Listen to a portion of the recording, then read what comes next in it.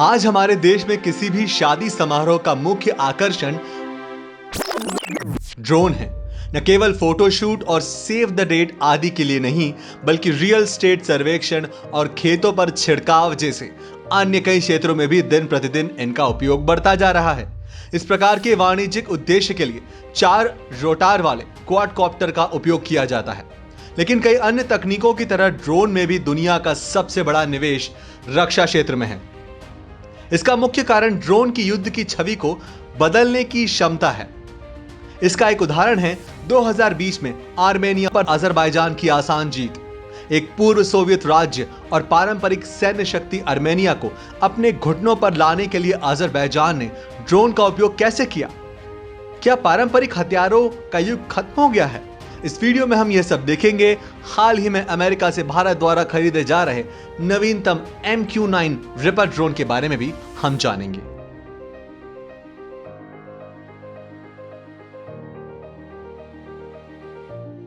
Drone मानव रहित हवाई वाहन है जो पायलटों के बिना उड़ान भरते हैं। हम में से अधिकांश 20 साल पहले दूसरे अमेरिकी खाड़ी आक्रमण के बाद युद्ध के मैदान पर ड्रोन की तैनाती के बारे में जानते होंगे। लेकिन इससे पहले भी द्वितीय विश्व युद्ध के दौरान ब्रिटेन और अमेरिका ने रिमोट नियंत्रित आत्मघाती विमान का परीक्षण किया था। सेवा समाप्त B-17 बमवर्षक विमानों ने विस्फोटकों से भरे हमलावरों को विस्फोटक के साथ लोड करने और जर्मन सैन्य ठिकानों को निशाना बनाने के लिए इस्तेमाल करने की रणनीति थी। उनकी रणनीति विस्फोटक से भरे सेवा समाप्त B-17 बम वर्षकों को इस्तेमाल करने और जर्मन सैन्य ठिकानों को निशाने बनाने की थी। लेकिन उस समय की सीमित तकनीक के कारण टेक ऑफ और लैंडिंग संभव नहीं था। इसलिए विमान के उड़ान भरने के बाद पायलट पैराशूट के माध्यम से भाग जाते हैं और किसी अन्य विमान से इसे रेडियो नियंत्रण द्वारा नियंत्रित होते हैं। यह परियोजना इसीलिए छोड़ दिया गया था कि बहुत कम आत्मघाती ड्रोन ही लक्ष्य हासिल करने में सक्षम रही।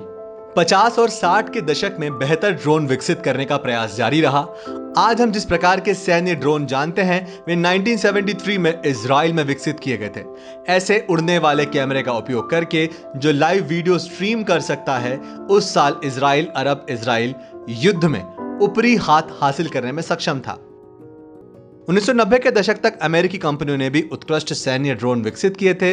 वे मुख्य रूप से अफगानिस्तान में निगरानी करने के लिए प्रेडेटर ड्रोन तैनात किए गए थे। ऐसे ही एक निगरानी ड्रोन सन 2000 में लादेन के रूप में माने जाने वाले व्यक्ति का पता लगाने में सक्षम था, लेकिन ड्रोन में कोई हथियार नहीं था। फिर उसे हेलफायर मिसाइलों को जोड़कर घातक बना दिया गया था। साल 2001 में फारस की खाड़ी पर दूसरे आक्रमण के साथ संयुक्त राज्य अमेरिका ने युद्ध के मैदान पर बड़े पैमाने पर सैन्य ड्रोन का उपयोग करना शुरू किया था। अमेरिका और उसके सहयोगी अफगानिस्तान और फिर इराक में पारंपरिक हथियार के साथ पहुंचे, जिसका उद्देश्य वर्ल्ड ट्रेड सेंटर और संयुक्त राज्य अमेरिका पर हमले के खिलाफ जवाबी कार्रवाई करने का था। लेकिन जैसे ही अलकायदा के लड़ाकों ने गुरिल्ला युद्ध की रणनीति विकसित की, मित्र राष्ट्रों ने ड्रोन पर अधिक भरोसा करना शुरू कर दिया। MQ-1 प्रेडेटर्स और अधिक शक्तिशाली MQ-9 रीपर ड्रोन मुख्य रूप से इस उद्देश्य के लिए उपयोग किए गए थे। ये ड्रोन युद्ध के मैदान से हजारों किलोमीटर दूर से नियंत्रित थे, इसीलिए पायलटों की सुरक्षा सुनिश्चित कर दिया गया था। एक ड्रोन मिशन आमतौर पर 3 की एक टीम द्वारा चलाया जाता है, जिसमें एक पायलट, एक सेंसर ऑपरेटर और एक मिशन समन्वयक शामिल होते हैं। यदि पायलट ड्रोन की दिशा और गति को नियंत्रित करता है तो उसके सेंसर और हथियारों को ठीक से लागू करना सेंसर ऑपरेटर का काम है। Drone ground level control station से ऑप्टिकल फाइबर और फिर सैटेलाइट के जरिए सिग्नल प्राप्त करते हैं। सेंसर ऑपरेटर के निर्देशों को उपग्रह लिंक के माध्यम से ड्रोन तक पहुंचने में कम से कम 1 सेकंड लगता है। ड्रोन में एक्चुएटर और सेंसर इन संकेतों के आधार पर काम करते हैं। कैमरे से फुटेज को उपग्रह के माध्यम से ग्राउंड कंट्रोल स्टेशन पर भी प्राप्त किया जाता है। आजकल के ड्रोन ऐसी तस्वीर दे सकते हैं जो 3 किलोमीटर दूरी तक की कार नंबर स्पष्ट रूप से पढ़ सकती है। जब आप ये सुनते हैं तो ड्रोन के प्रदर्शन की तुलना वीडियो गेम से करना स्वाभाविक है, लेकिन यहां तक कि दूर से नियंत्रित पायलट उन्हें एक हवाई जहाज के समान जिम्मेदारी के साथ ही संचालित कर सकते हैं। चाहे पास हो या हजारों किलोमीटर दूर, युद्ध के मैदान में दृश्य चौंकाने वाले हैं।